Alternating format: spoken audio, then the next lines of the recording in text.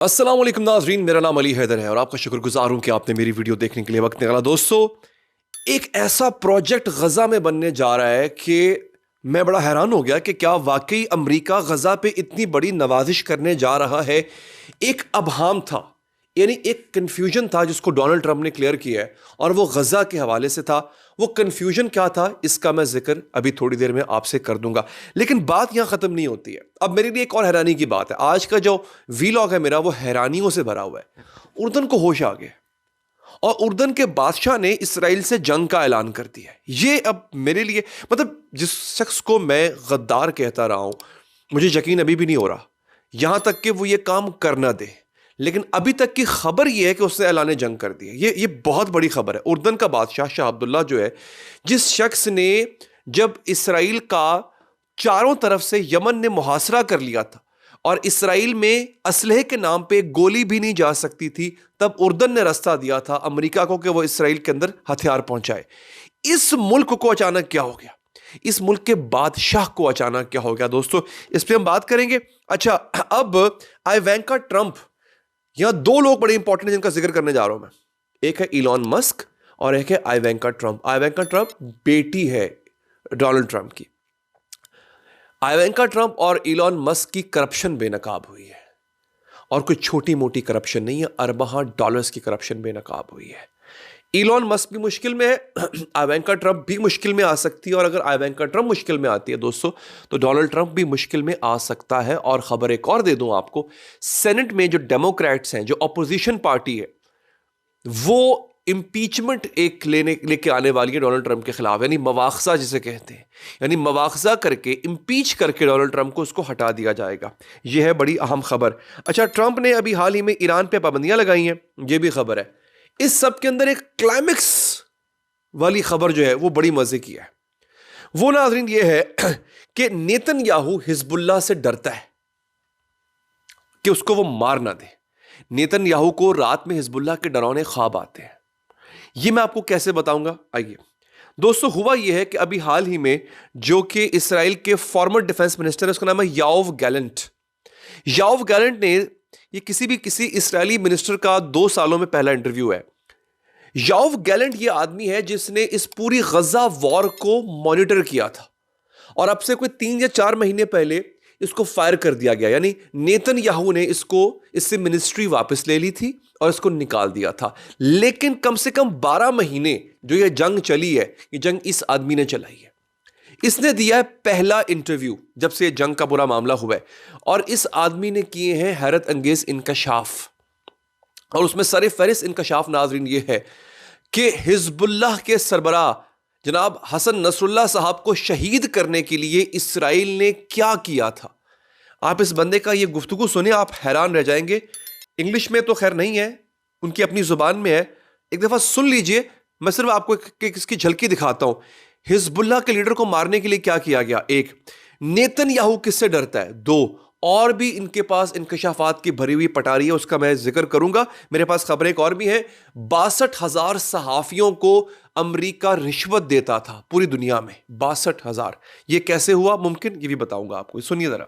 נסראללה, ומה קרה שם? הביצוע ביום שישי, ביום ראשון שקדם לזה, מגיעים אליי הרמטכ"ל, מפקד חיל האוויר ואחרים, מציגים את המבצע. על חיסול נסראללה, איפה הוא נמצא וכן הלאה. ואני אומר להם, מה סיכוי ההצלחה? והתשובה שאני מקבל, 90%. שאלתי אותם, כמה טון חומר נפץ אתם הולכים להטיל עליו? הם אומרים לי 40 טון. אני אומר, תלכו לחלופה של 80 טון, תכפילו את כמות חומר הנפץ על מנת שנגיע ל-99%. Israel के defence minister से पूछा गया कि हिजबुल्लाह के सरबराह हसन नसरुल्लाह को शहीद करने में कितना वक्त लगा और क्या ताकत इस्तेमाल की। अब आप सुन के हैरान रह जाएंगे दोस्तों। I asked them, how many tons of explosives are you planning to drop on him?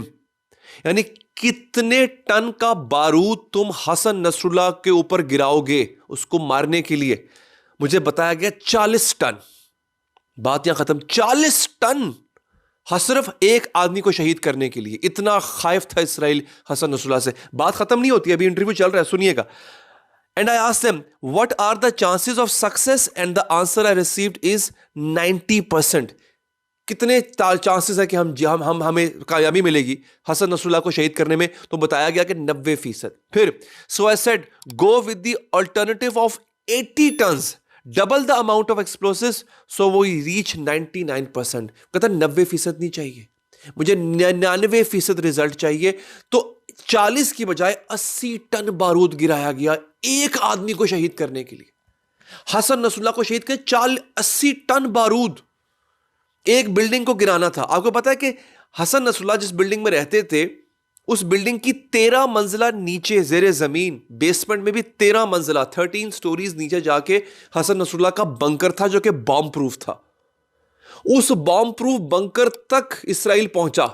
और मैं आपको एक और खबर दूंगा, हैरान रह जाएंगे, हसन नसरुल्लाह बम धमाके से नहीं मरे। वो जो 80 टन बारूद गिराया गया उस बिल्डिंग के ऊपर जिसके जेरे जमीन हसन नसरुल्लाह थे, उसकी धमक इतनी ज्यादा थी कि उनका दिल बंद हो गया, उसकी गरज इतनी ज्यादा थी, उससे शहीद हुए हैं वो। 80 टन बारूद, इमेजिन करें आप।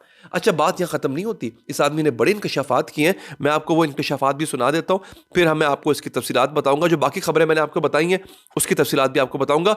बहुत इंटरेस्टिंग खबरें हैं दोस्तों। अच्छा, मैं इससे पहले कि आगे बढ़ूं, ये जनाब, unprecedented confession by former Israeli defence minister Netanyahu fears Hezbollah attack. उसको डर लगता है हिजबुल्लाह से। קודם כל היחיד שלחץ לחיסול חיזבאללה ולהמשך הלחימה בעת ההיא זה אני. अच्छा, वो कहता है, योव गैलेंट ने कहा है कि prime minister hesitation before the Israeli army's ground invasion of Gaza in the first week of war. जंग के पहले हफ्ते में नेतन्याहू घबरा रहा था, डर रहा था हिजबुल्लाह पर हमला करने से। Netanyahu, to whom Gallant tried to convince the need for an attack on the Gaza and Hezbollah by showing the city buildings from the window of his office on the second and third floors of the Prime Minister's office in the Tel Aviv, said Hezbollah will destroy all the buildings that we now see in front of us. वो कहता है मैं Netanyahu का हाथ पकड़ के ले गया, मैं गदरा, उसको मना तीसरी चौथी मंजिल पे ले गया अपने दफ्तर की, नेतन्याहू को ले गया और कहा मेरी बात सुन, अगर तूने हिजबुल्लाह पे अभी हमला ना किया, ये तू शहर की इमारतें देख रहा है, हिजबुल्लाह में से एक भी नहीं छोड़ेगी। इतना खाइफ था नेतन्याहू हिजबुल्लाह से और ख़ास तौर पे हसन नसरुल्लाह से कि उस पर 80 टन बॉम्ब गिराए उस आदमी ने। ये कन्फेशन कौन कर रहा है? ये इसराइल का साबिक डिफेंस मिनिस्टर जिसको गए अभी 3 महीने हुए हैं, जो पूरी गजा जंग में शामिल था दोस्तों, वो ये बात कर रहा है। अब आ जाते हैं गजा के साथ होने क्या जा रहा है। यार ये जो ट्वीट है ना, मैं दिमाग खराब हो गया। डोनाल्ड ट्रंप का ट्वीट सुनिए, मैं इंग्लिश में पढ़ूंगा फिर उर्दू तर्जमा करूंगा। आज मेरे साथ रहिए, बड़ी कमाल की वीडियो होने जा रही है। The Gaza Strip would be turned over to the United States by Israel at the conclusion of fighting. जंग के खात्मे पर जो गजा की पट्टी है इसराइल अमेरिका के हवाले कर देगा। The Palestinians, people like Chuck Schumer, would have already been resettled in far safer and more beautiful communities with new and modern homes in the region. फलस्तीनियों को, और चक शुमर एक आदमी है उसका नाम लिया गया है, वो पहले से बेहतर जगह पे शिफ्ट हो चुके हुए हैं। They would actually have a chance to be happy, safe and free. The US, working with the great development teams from all over the world, would slowly and carefully begin the construction of what would become one of the greatest and most spectacular development of its kind on earth. No soldiers by the US would be needed. Stability for the foreign region would reign. Basically, वो गजा को दुनिया की बेहतरीन housing society में तब्दील करने वाला है। लेकिन सिर्फ एक मुअम्मा है, क्या फ़लस्तीनियों को वहाँ पे रहना नसीब होगा? और साथ में उसने ये भी कह दिया कि हम फौज नहीं भेजेंगे इसके लिए, और पैसा भी अमेरिका नहीं लगा रहा। बाय द वे, दुनिया भर से डेवलपर्स को बुला के वहाँ पे पैसा उनका इन्वेस्ट करवाया जाएगा, ज़बरदस्ती करवाया जाएगा। ये ट्रंप का प्लान है, उससे बाकायदा तौर पे इसको ट्वीट के अंदर जो है वो नाज़रीन कह दिया। अच्छा, $640 मिलियन कमाए इवांका ट्रंप ने, यह इल्ज़ाम लगाया जा रहा है और कहा यह जा रहा है कि इस औरत ने $640 मिलियन ट्रंप की हुकूमत में, जब इससे पहले ट्रंप की हुकूमत थी, कमाए। और फिर यूएस एड से भी इस औरत ने पैसे लिए।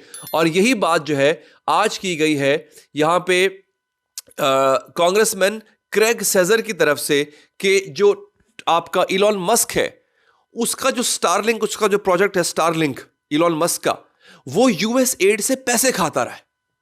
यूएस एड ने जब उसको पैसे देना बंद कर दिया तो अब इलॉन मस्क की जो मिनिस्ट्री है डॉज, अब वो डॉज पड़ गई है यूएस एड के पीछे और उसको बंद करवाने के चक्कर में, बल्कि तकरीबन बंद करवा ही दिया गया उसने। अब हो ये रहा है कि इलॉन मस्क को फायर करने के लिए और उस पर मुकदमात कायम करने के लिए जो अपोजिशन पार्टीज हैं नाज़रीन, वो मुतहरिक हो चुकी हुई हैं। ये मैंने आपको कांग्रेसमैन क्रेग सेजर की बात बताई है। वो कहता है he crashes and breaks everything he buys, now he thinks he can buy our government and strip it for parts. वो पहले तोड़ता है और फिर उसको खरीद लेता है, किसी भी चीज को। उसको लगता है हमारी हुकूमत को भी ऐसे ही टुकड़ों में तोड़ के वो खरीद लेगा, तो हम ऐसा नहीं होने देंगे। नाज़रीन, ये बड़ी एक कमाल की बात है। अच्छा, एक और लीक हुई है इंफॉर्मेशन जिसके मुताबिक इलॉन मस्क ने शेयर की है कि 6200, अच्छा पहले मेरे मुंह से 62,000 निकल गया था, दरअसल 6200 ऐसे सहाफ़ी हैं पूरी दुनिया में जिनको यूएस एड पैसे खिलाता रहा है ताकि वो जो है वो अमेरिका के हक में बात करते रहे। आखिर में यह खबर दिया, मैं बड़ा हैरान हूं, ग्लोबल आई न्यूज़ नामी अखबार ने खबर दी है, Jordan is ready to declare war on Israel if Palestinians are forcibly expelled into its territory. वो कहता है उर्दन इसराइल से जंग करेगा अगर फलस्तीनियों को उनके घर से जबरदस्ती निकाला गया। 67,000 फलस्तीनी मार दिया गया, तुमने कुछ नहीं किया। अब तो तुम गीदड़ भभकी दे रहे हो, उससे होगा क्या? मुझे तो यकीन नहीं है सादनी पे, आपको है? कमेंट बॉक्स में मुझे बताइएगा। अपना बहुत ख्याल रखिएगा। अल्लाह ने के बाद।